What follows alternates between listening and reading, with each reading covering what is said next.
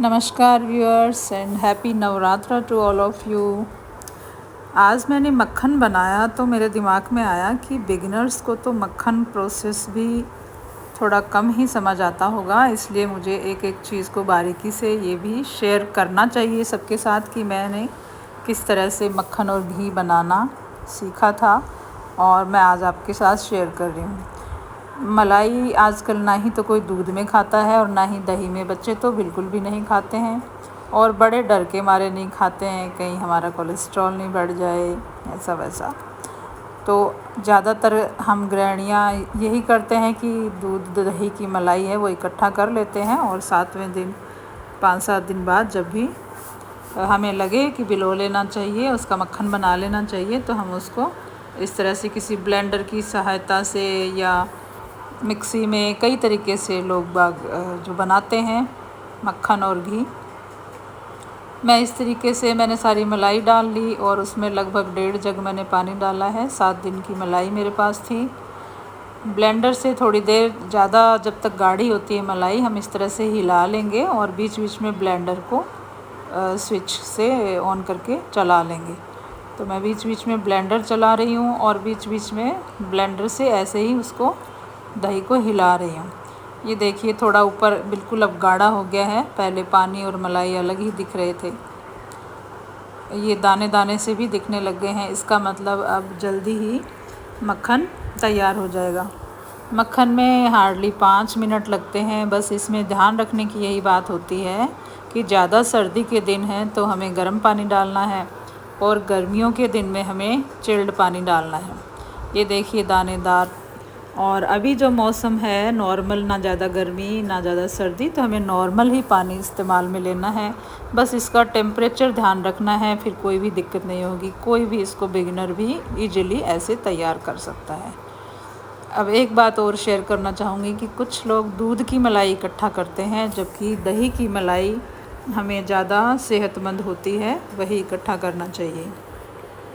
निकालने का प्रोसेस बता देती हूँ। ये इस तरह से हमें छलनी से भी छान सकते हैं और आपको हाथ से दिक्कत लगती हो तो मैं घी की जैसे अलग ऐसे छलनी रखती हूँ, ऐसे आप भी अलग रख सकते हैं और ऐसे सब छान के निकाल लें।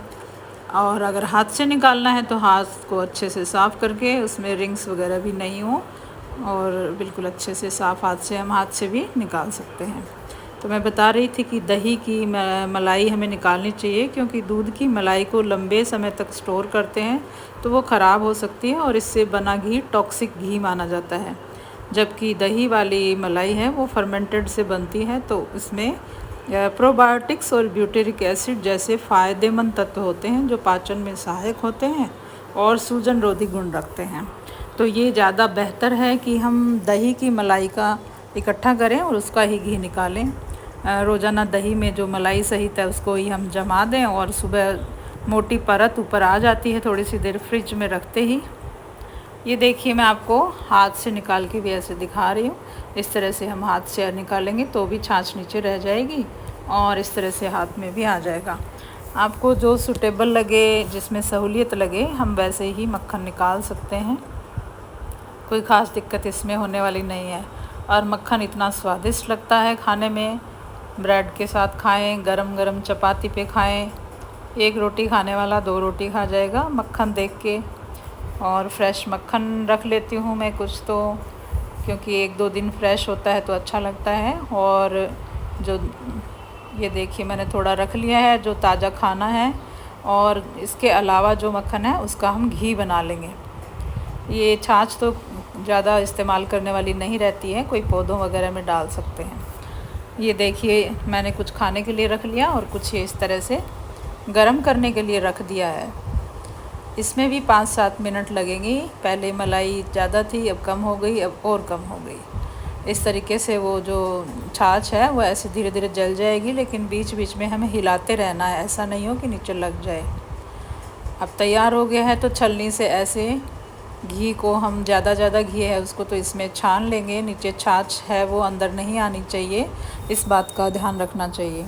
देखिए कितना शुद्ध घी नज़र आ रहा है। अपने घर का शुद्ध घी बना हुआ खाएं, उसकी तो बात ही हो रहा है। उसकी खुशबू, उसकी महक पूरी किचन में फैल गई है घी की। और जब भी हम गर्मा गर्म चपाती के साथ इसको खाते हैं तो इसका स्वाद देखते ही बनता है।